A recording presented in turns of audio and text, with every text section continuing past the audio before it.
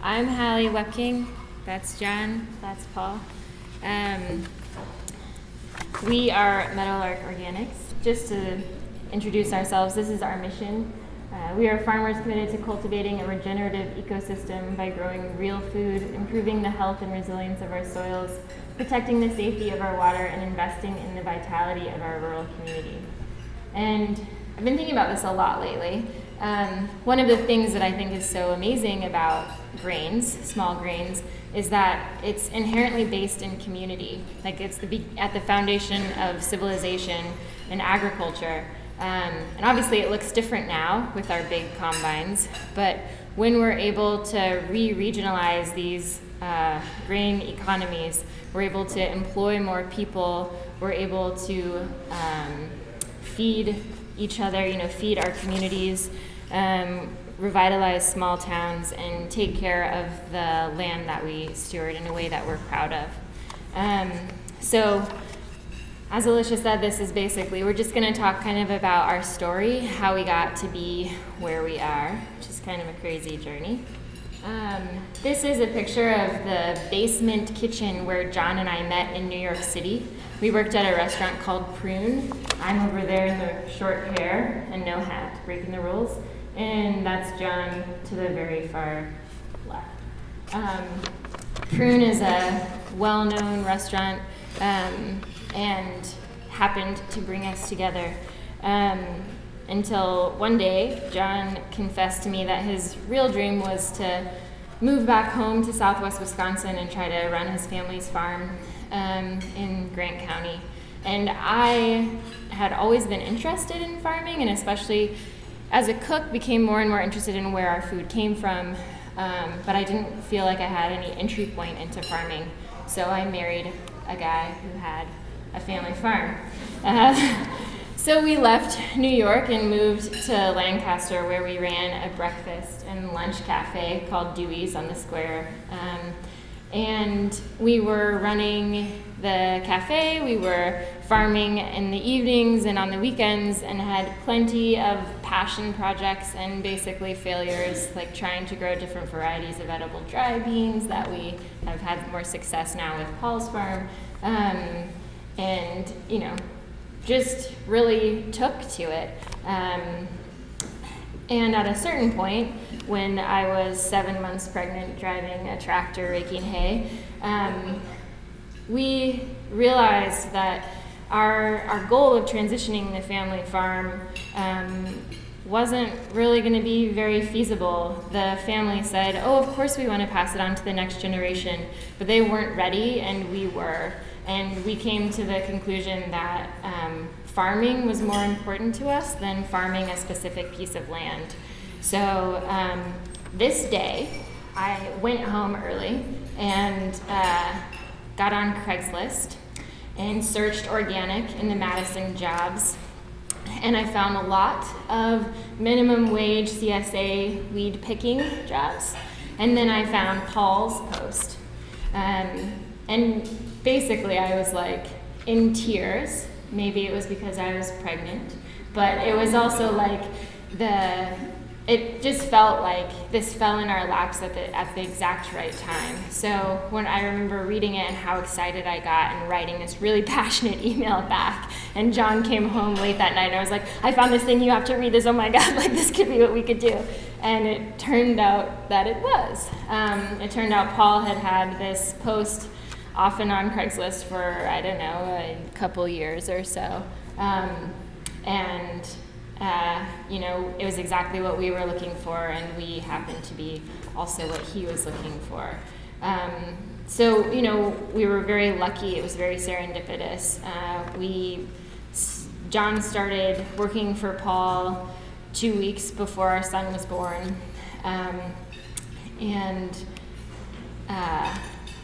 I don't know, from driving around, I'll never forget this, driving around his farm the first time that we met, he said, that he was looking for people to bring new ideas. He was looking for people to tell him what he was doing wrong, what he could be doing better. And he has really honored that.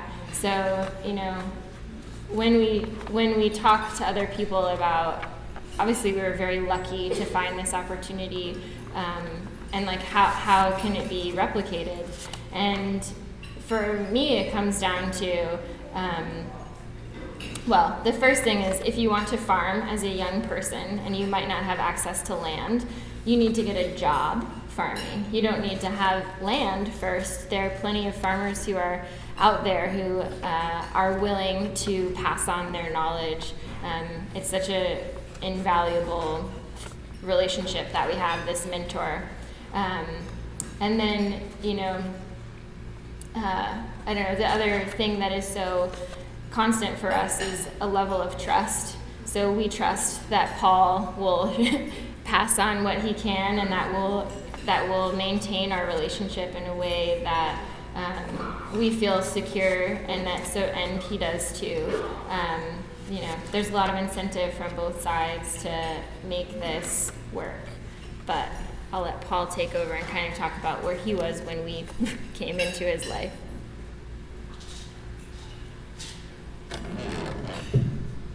Okay, she touched on a couple things.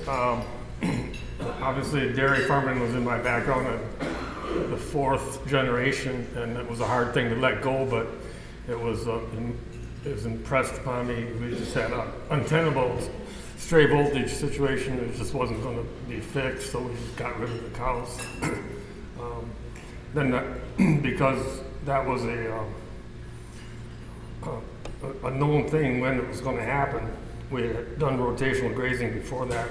That land was already to be certified organic. So we, as soon as we got the cows out of there, half the land was certified. The next year, the other 500 acres of the cropland was certified organic. I was growing corn and soybeans and alfalfa until I met John. He suggested maybe small grains. I said, okay, we can plant some small grains. And since this is a small grain conference, we should probably talk about that. But I hadn't grown any small grains except for maybe oats, if it was a cover crop, or nurse crop, for the alfalfa. So I was pretty remedial in what I know. From what I know now, what John has taught me, I thought I knew it all, but little whippersnapper, he's got some smarts. So that was that picture back there was the building set when it was all used as a dairy.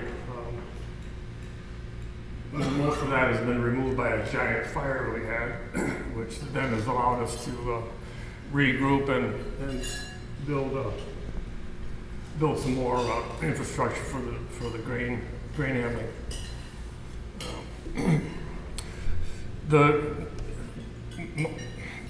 My psychic is kind of change oriented. I don't like running systems once they're put together. I like putting together the systems, but then somebody else hand it off and let somebody else run the day to day. And so that by default means that I like to change up. And that's probably why I'm still an active farmer, because I've had to change through forced measures so many times in my career. And this is just one more change. You can be the victim of change, or you can be the architect. And went out actively searching for a partnership of new ideas. I really didn't think that, or I didn't know that we were going to be small grain specialists. I thought there would be some refinement on what I was doing, but it's basically total upside down change on our farm. It's all been pretty good. I looked at a financial statement when John came, and I said, well, this is what I've got. What do you have? He said, nothing.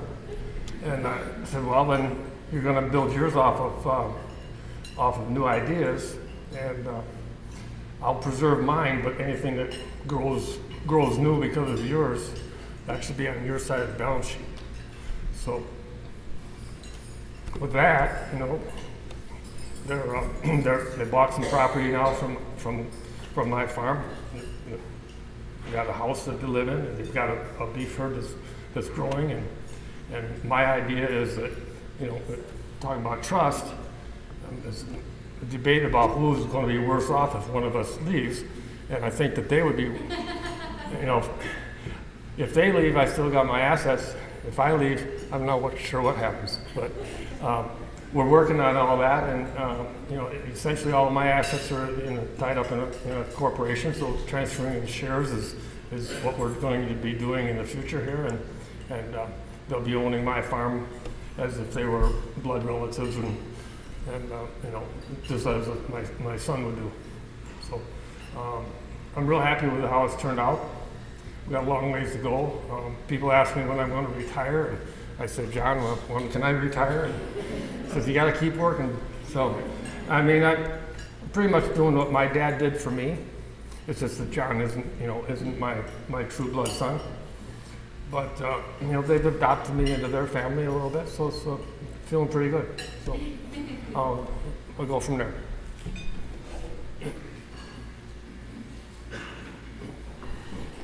Yeah, I'm the closer, so I can tie this all together. Paul did a good job of describing what we've sort of embarked on for our transition plan. I mean, it was actually just this, I believe April or May, I should remember the date. We were able to get, it was a really good beginning farmer FSA loan program that's basically 45% FSA financed, 5% down, and 50% on either bank finance, or in this case it's a land contract with Paul. So as of this spring, where we live, which is sort of a back 40, back 80 farm, sort of contiguous to the farm on the north, is ours. And it's the sort of home base for our grazing operation. The cropland works into the cropland of the larger farm, and we're sort of the next step is figuring out how this larger transaction of shares in the corporation is going to work. We right now crop around 750 acres organically, and then have grazing and woods on top of that. And Paul owns, I don't know, 80% of that. We have some rented land, but most of that land base is tied up in this transition. So it's a big chunk to figure out, but we're confident that we're going to be able to work through it. And we've got a lot of allies in our, collective corner that are helping us through it, which is really great. And to speak to what Paul said about kind of the way that things worked out with his dad, it's an interesting thing in that the transition from Paul's dad to him and from Paul to us, the family relationship is different, but there's a similar relationship in terms of mentorship and then also access to capital. I think working with a farmer that has Paul's track record was huge for us, because we were able to invest in grain bins, we were able to invest in a grain cleaning infrastructure, we were able to fix up this beat up old abandoned farmhouse where we now live. All of that we couldn't have done on our own without Paul. And just to give Paul's story, this isn't his ancestral home farm either. That was in Prairie du Sac, which is just a little ways south of here on the Wisconsin River. And that was in the inevitable development path of the town. I think part of the high school is on what was your farm cropland. So it's a interestingly cyclical moment I think we're finding ourselves in. But what we're really trying to do going forward, the small grains are exciting for us because of our, we have the culinary background. So we're really fired up about trying to be able to raise grains on a large scale, but to be able to market them directly to bakers, millers, chefs, distillers, things like that. But I think the larger point is that our whole farm is highly erodible. When we started, we had half our farm in row crops, which is just a ratio that I wasn't very comfortable with going forward from a conservation standpoint. We farm on the contour, 90 feet, 120 feet, depending on when we put the contours in and where on the farm it is. These contours are actually brand new ones we put in last year that had been taken out in previous decades. And at least in our county, the county conservationists and NRCS will come out and flag those for free. In our area, we're hoping that style of conservation is making a comeback, but really just even by diversifying our rotation, adding in fall cereals, which are amazing in an organic system, obviously, especially for weed control. and an ability to get legumes in with frost seeding, but then also grain buckwheat and spring cereals as well. We've been able to take that 50% row crops and drop that to about a third of the farm. So 2/3 of our farm at any point is in perennial legumes or small grains or something that's going to hold soil and require a lot less tillage than organic corn and soybeans. So obviously we see a lot of potential going forward. We very much like for the infrastructure that we've put up to become more of a community resource than just something that we run the grain through our farm. We are lucky to have a mill in our area that we've worked with, Lonesome Stone Milling in Lone Rock. That's really enabled us to grow a lot of the crops that we grow.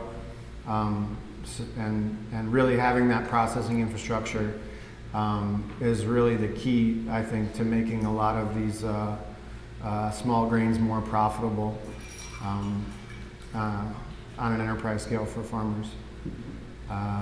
We'd be happy if anybody had any thoughts, questions, to have sort of a conversation at the end of this. I don't know how much time we have, but be happy to take questions. What does Halee's t-shirt say? My shirt says farming is a public service. It's a Young Farmers Coalition campaign to get farming on the list of occupations for student loan forgiveness, so young farmers have a better chance at starting farming. Good question. Yes, Margaret. So when you build infrastructure, is that on your land or Paul's land, and how does that help the infrastructure be That's the land that we own. Oh, sorry. The question is the infrastructure that we've built on the farm for grain storage processing. Is that on our farm or on Paul's farm? It's all part of the main original dairy, building set, which is part of the farm that's owned by the corporation, basically. Paul's the sole shareholder, but it's Bickford Farms Inc. R80 is basically a house and a barn that needs some work and some pasture infrastructure, but it's kind of a northern appendage. So, but we have to go on. It basically shares a driveway, so it's all the same farm. It's. But on the balance sheet. The ownership is all of that infrastructure is still Bickford Farms. And so the idea is that as we work out our transition, we have balance sheets and financial statements going back to when we did certain things. And so the idea is that, Paul feels like, and he can speak more to this, he doesn't need 100% of his value out, to retire. So how do we balance Paul's needs in his retirement, our ability to get into farming without a crippling amount of debt, and then also valuing what we've contributed in terms of growing this value-added business in the meantime. So that's part of the valuation when we come up with the transition. So.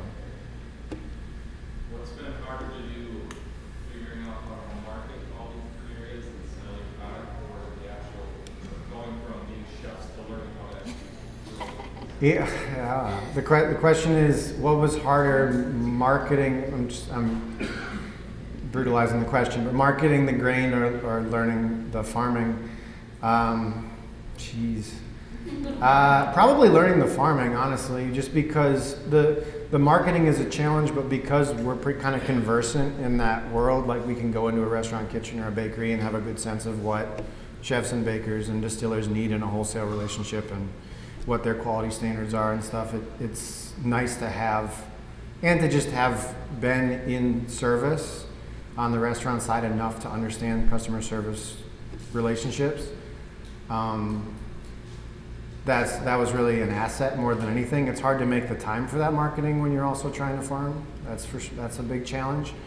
And the farming, I grew, my family's farm was really like, cropland and CRP, and there was a cow-calf herd that I helped make hay and feed in the wintertime. I didn't have really sophisticated or large-scale ag experience. So when Paul turned me loose on a 250 horse tractor and a 12-row cultivator and told me to weed soybeans for a month, like that was a big month. I killed a lot of soybeans. But it when you adjust, for us, like adjusting to the scale of the farm was kind of scary at first, but then once you realize, like our farm is actually fairly contiguous. It's kind of two big blobs on either side of this little town, Ridgeway. And we have the headwaters, so I don't know, 5 or 6 different streams on our farm because we're right at the ridge top. The ability to have a impact on our watershed and, and see the way we farm impact, have a positive impact downstream in water quality and stuff is really, and it's kind of the exciting part about farming on a larger scale for me. And then also, by being on that larger scale, we're able to have larger relationships with larger bakeries and stuff because we do grow a decent enough volume of grain that we can supply a Madison sourdough throughout the year or something like that, which is harder to do when would have been at the scale that my family's farm would have been. So. Can I say one other thing?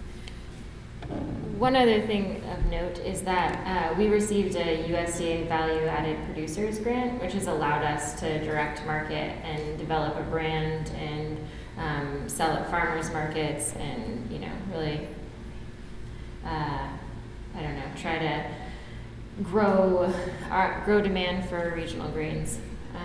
Obviously, like John said, Lonesome Stone has been around and really started carved out the space for that in our region.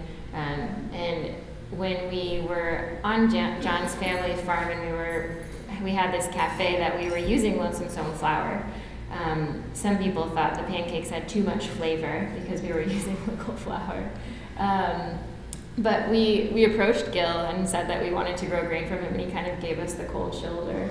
Maybe rightfully so, because he was like, first of all, we didn't know what we were doing, and second of all, we didn't have the amount of land really that he was looking for. So then when we started working for Paul and we called him, we said, hey, we have 700 acres, and he was like, okay, great.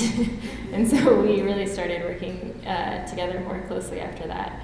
But the Value-Added Producers Grant has been really critical for us. It has paid, my wages basically to do all the marketing work.